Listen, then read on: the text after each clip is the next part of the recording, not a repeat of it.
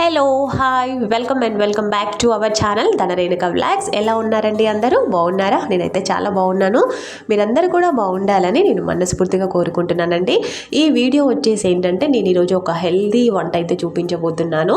ఎలాంటి కర్రీస్ ఎలాంటి చట్నీస్ అవసరం లేకుండా తినేసే రైస్ చూపించబోతున్నానండి.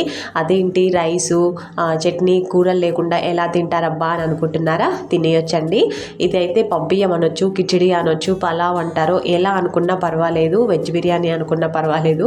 సో వెజ్ బిర్యానీ అంటే నేను ఇక్కడ అన్ని వెజిటేబుల్స్ అయితే ఏమీ యాడ్ చేయడం లేదు, జస్ట్ ఒక పప్పు అయితే యాడ్ చేసి చేస్తున్నాను అనమాట. చాలా హెల్దీ అంటే హెల్దీ, పిల్లలకైనా పెద్దలకైనా.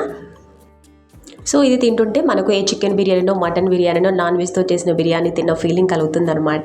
సో అది ఎలా అంటే చూసేయండి, అంత బాగుంటుంది ఇది. దానికోసం నేను ఇక్కడ ఒక గిన్నె అయితే పెట్టుకొని దాన్ని స్టవ్ మీద పెట్టుకొని ఆయిల్ వేసుకొని అది హీట్ ఎక్కిన తర్వాత దానికి ఒక మీడియం సైజ్ ఆనియన్ అయితే చిన్న ముక్కలుగా కట్ చేసుకొని వేసుకున్నాను. దానికి కొద్దిగా కరివేపాకు యాడ్ చేసుకున్నాను.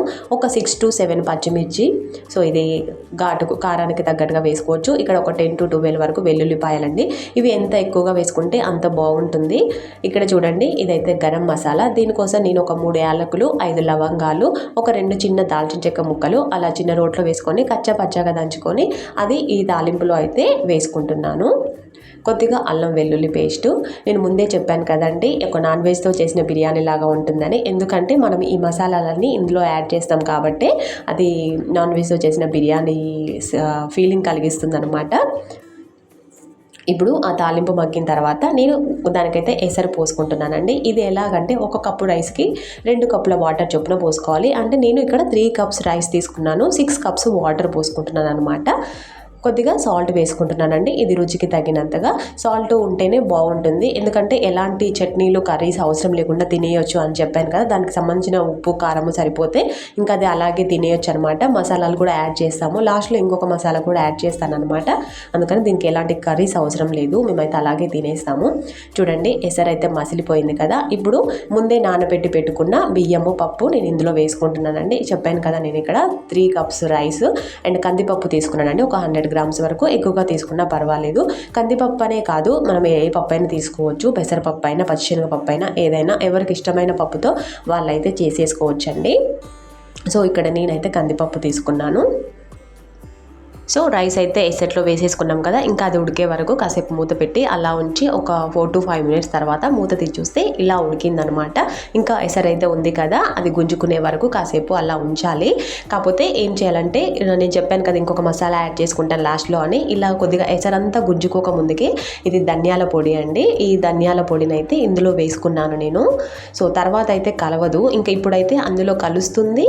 అండ్ ముందు వేసుకుంటే మొత్తం దాంట్లో తాలింపులోనో ఆ వాటర్లో కలిపి ఆ ఫ్లేవర్ అంతా పోతుందనమాట. ఇలా కొద్దిగా ఉడికిన తర్వాత ఒక 70% ఉడికిన దాకా 70% ఉడికిన తర్వాత ఇది వేసామనుకోండి, అప్పుడు ఈ ఫ్లేవర్ దానికి పట్టేసి తినేటప్పుడు మనకు ఆ ఫ్లేవర్ వస్తూ ఉంటుంది, చాలా బాగుంటుంది అనమాట. అందుకని నేను ఇప్పుడు యాడ్ చేసుకున్నాను. సో మొత్తం ఉడికిన తర్వాత వేసుకున్నాం అనుకోండి, అప్పుడు కలవదు ఆ మసాలా అన్నానికి మొత్తానికి కూడా. అందుకని ఇలా మధ్యలో వేసుకోవాలన్నమాట. ఇప్పుడు చూడండి, ఇంకా లాస్ట్ ఫినిషింగ్ స్టేజ్ అనమాట. చూడండి, రైస్ ఎసరంతా కూడా గుంజుకొని పోయింది కదా, ఆవిరి వెళ్తుందండి. ఆ ఆవిరికి ఏమీ కనిపించట్లేదు అందులో రైస్ ఎలా ఉడికిందో ఏమో. ఇప్పుడు చూడండి, కొద్దిగా క్లియర్గా కనిపిస్తుంది. చూడండి, రైస్ అయితే ఉడికిపోయింది, ఇంకా ఆవిరి వస్తుంది కదా.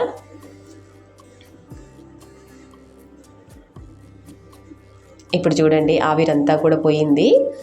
సో చూడండి, అన్నము ఏమాత్రము మెతుకు అంటుకోకుండా ఏ మెతుకు ఆ మెతుకు మంచిగా ఉందన్నమాట. అన్నం కూడా మంచిగా ఉడికిపోయిందండి, చాలా పర్ఫెక్ట్గా ఉడికిపోయింది. నేను ఇంకా స్టవ్ ఆఫ్ చేసేసుకుంటున్నాను. సో కొద్దిగా కొత్తిమీర అయితే వేసుకొని, వేడిగా ఉంది కదా అందులో కలిపేసుకున్నాను అనమాట. వేడిగా ఉన్నప్పుడే ఆ కొత్తిమీర కొద్దిగా యాడ్ చేసుకొని అందులో మొత్తం కూడా కలుపుతూ ఉంటే అది లోపలికి పోయి ఆ వేడికి అది మొత్తం కూడా మగ్గిపోయి ఆ ఫ్లేవరు ఆ రైస్కి తగిలి తినేటప్పుడు మనకు చాలా బాగా తగులుతుంది. చూడండి, ఆ వెల్లుల్లిపాయలు కనిపిస్తున్నాయి కదా అక్కడక్కడ, అవి తినేటప్పుడు ఆ వెల్లుల్లిపాయలు తగులుతుంటే చాలా బాగుంటాయండి. దీనిలో కొద్దిగా కందిపప్పు అంటేనే మనకు చాలా హెల్దీ, ఇంకొద్దిగా హెల్దీ ఐటమ్స్ అయితే యాడ్ చేసుకుంటున్నాను అనమాట. ఇలా నేను ఒక చిన్నపాటి క్యారెట్ ఇలా ముక్కలుగా కట్ చేసుకున్నాను, ఒక బీట్రూటు, అలా కట్ చేసుకున్నాను. ఒక లెమన్ అండి, ఇంకా ఈ లెమన్ పిండుకొని ఆనియన్స్ పెట్టుకొని మధ్య మధ్యలో ఆ క్యారెట్, ఆ బీట్రూట్ ముక్కలు తింటుంటే అసలు ఎంత బాగుంటుందంటే నిజంగా ఒక బిర్యానీ తిన్న ఫీలింగ్ ఉంటుందండి. చాలా బాగుంటుంది. దీనిలో ఘాటు కోసము నేను పచ్చిమిర్చి వేశాను అండ్ సాల్ట్ వేశాను, ఇంకా మసాలాలు కూడా వేశాను కాబట్టి సరిపోను ఘాట్ అయితే ఉంటుంది. ఇంకా ఎలాంటి చట్నీస్ కర్రీస్ అవసరం లేదనమాట, అలా తినేయొచ్చు. ఇదండి ఈరోజు నా వీడియో. నచ్చితే ఒక లైక్ చేయండి, సబ్స్క్రైబ్ చేసుకోవడం మాత్రం మర్చిపోకండి. మీరు సబ్స్క్రైబ్ చేసుకొని లైక్ చేసినట్లయితే నన్ను సపోర్ట్ చేసిన వారైతే అవుతారండి. So please do like, share, comment and subscribe my channel. Thank you. Bye bye.